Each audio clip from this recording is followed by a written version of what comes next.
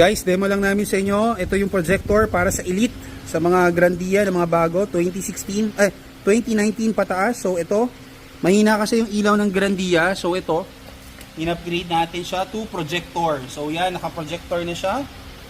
Projector.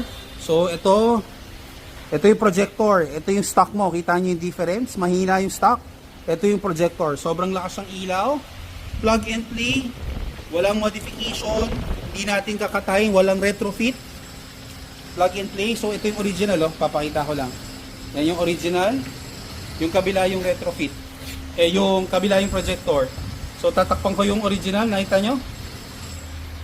Yan lang yung original. Oh. Kita nyo yung difference. So malayong malayo. Mahina talaga yung original.